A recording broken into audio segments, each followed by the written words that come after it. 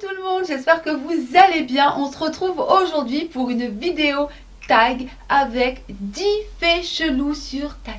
Tu as envie de mieux me connaître? Eh bien regarde cette vidéo parce que à mon avis,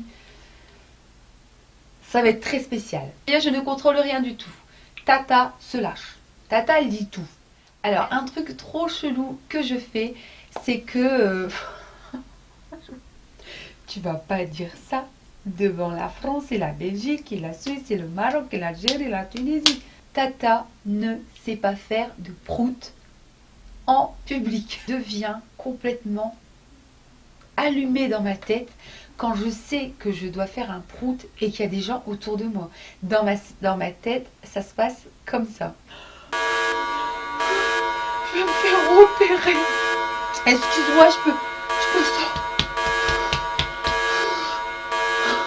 C'est un truc de fou. La dernière fois, j'ai pas su me retenir dans la voiture d'une copine. Et en fait, j'ai crié. Ah! J'ai ma copine qui me dit mais qu'est-ce que t'as? Mais qu'est-ce que t'as? Tu veux que je m'arrête? Ça va pas? J'ai pété. Je suis désolée, mais je pensais pas que ça va. Deuxième fait sur moi, c'est que je fais toujours le même truc. C'est que dès que je me retrouve dans un avion et qu'il y a des turbulences, je me retrouve en train de faire ma prière et de tout le temps dire la même chose. À Dieu qui m'écoute. Je recommencerai plus, mais je remonterai plus jamais dans un avion, s'il te plaît, mon Dieu, s'il te plaît, parce que je puisse voir ma mère une dernière fois. Ah mais c'est tout, moi je vais plus en voyage. Ah non mais pourquoi ça m'arrive à moi? Pourquoi j'ai pris le billet? Je savais que je devais pas y aller. Toujours la même comédie. Et bien sûr, qu'est-ce que je fais? Un mois ou 2 mois ou quelques temps après, eh bien je repars en voyage, bien sûr, parce que je ne tiens jamais mes promesses. C'est un truc tout bizarre que je fais, c'est que quand je suis malade, c'est trop bizarre de dire ça, je retire mes chaussettes. C'est-à-dire que toute la période où je suis malade, je ne mets plus de chaussettes, je ne mets que des pantoufles. Oh, c'est trop bizarre. Ne me demandez pas pourquoi je fais ça.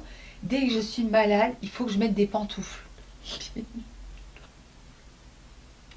Why not? Why not? Je klaxonne systématiquement les gens. Les gens qui se crottent le nez au volant.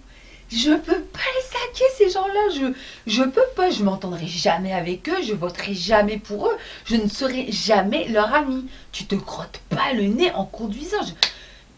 C'est un truc de fou quand même de faire ça. Et moi, quand je retombe sur quelqu'un qui se crotte le nez, je le respecte pas non plus, je le klaxonne et je le regarde.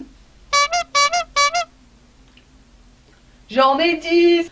Non mais c'est pas possible, moi c'est un truc, je supporte pas. Une fois dans un marché, je vous assure, avec ma soeur, on est retombé sur un marchand de fruits qui se crottait le nez, le gars, normal. Oh, mais qu'est-ce que j'ai fait? Et je pouvais pas klaxonner, j'avais pas ma voiture. J'ai frappé dans les mains. Bravo monsieur! Bravo, vous vous crottez le nez et ensuite vous emballez les fruits. Et ma soeur, elle était morte de rire. Mais j'étais obligée de faire quelque chose, c'était plus fort que moi. Un autre fait sur moi, c'est que je ne peux pas faire de sieste. C'est impossible parce que en fait, bon, j'ai déjà fait des siestes. Et pour moi, c'est interdit la sieste. Parce que je fais partie des gens qui ne se réveillent jamais d'une sieste. Je suis capable de dire, ah ben non mais je suis fatiguée, je vais aller dormir un quart d'heure. Je me réveille 2 jours après. Je me réveille d'une sieste, je ne suis plus moi-même. Franchement, c'est comme si je suis une autre personne. J'ai mal partout, j'ai envie de taper tout le monde. Non, je m'en fiche. J'ai mal à la tête, je suis malade. Pourquoi j'ai dormi? Et pourquoi j'ai dormi? Je fais du mal à tout le monde. Du coup, pour des raisons personnelles, j'ai stoppé les siestes parce que ça ne me correspond pas du tout. Un autre truc que je fais, c'est que quand je me maquille, donc dans ma salle de bain, je suis donc face à mon miroir et j'ai mon lavabo juste en dessous et que je suis en train de me maquiller, je suis incapable.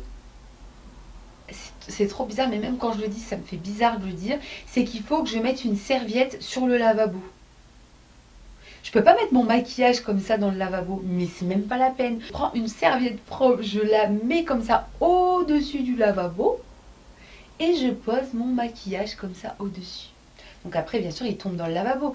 Mais Je sais pas, j'ai ma serviette en dessous, je me sens tout de suite mieux. Un autre truc que je fais, c'est que je suis incapable de manger des olives avec des noyaux.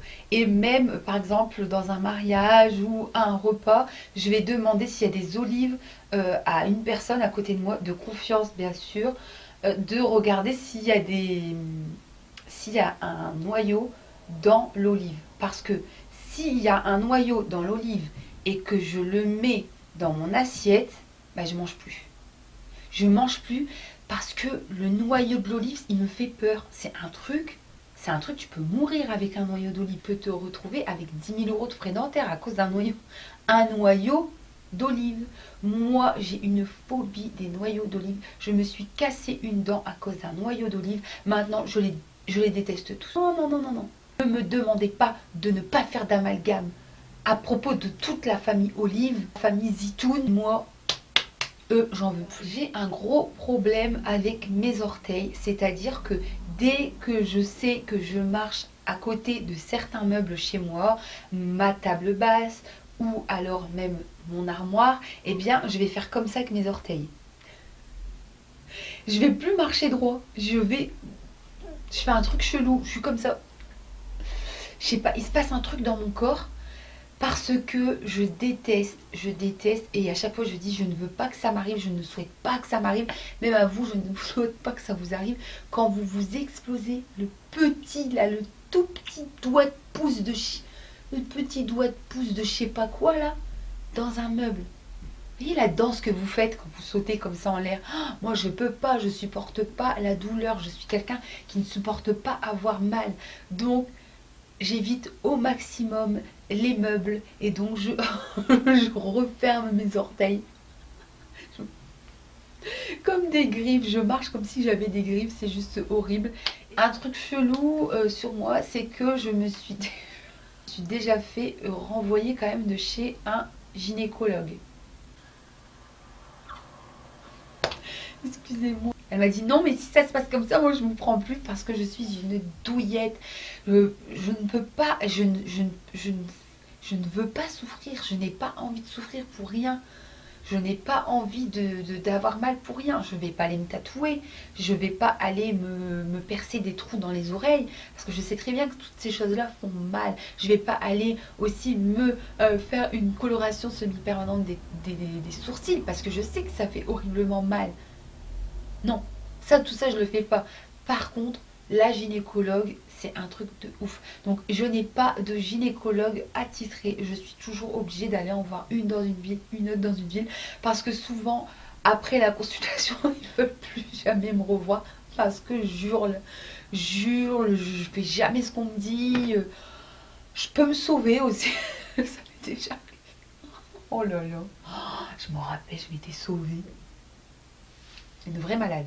Un autre fait, c'est que quand j'oublie quelque chose à n'importe quelle heure de la journée, parce que souvent ça m'arrive tard, je suis dans mon lit et là je suis en train de raconter une histoire à mon mari, je fais mais si là le chanteur là, je retrouve pas le nom de la personne, du coup ça m'énerve.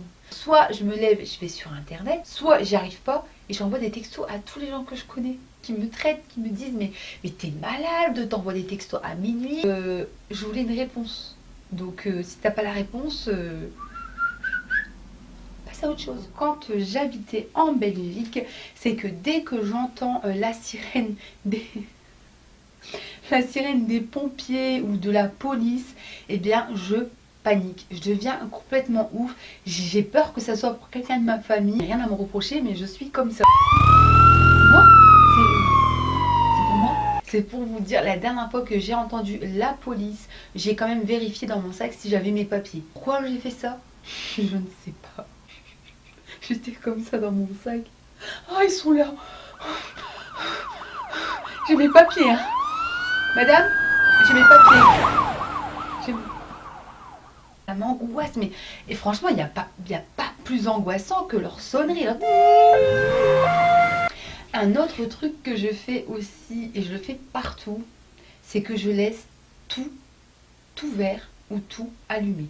Alors, je peux vous dire que dans une maison, une grande maison, ça peut causer des sérieux problèmes. Par exemple, la dernière fois, j'ai laissé la porte de mon frigo ouverte. mari qui est arrivé comme ça, il s'est pris l'intérieur du frigo. Je me dis mais comment c'est possible? Je laisse tout ouvert. J'ouvre comme ça le placard du dessous, je prends un truc dans le placard du bas, je me relève et là je me prends, bien sûr, et bien le placard que j'ai laissé ouvert. C'est complètement normal. Quand chez mon frère, l'été dernier ou cet été, je ne sais plus, à chaque fois il pétait les plombs.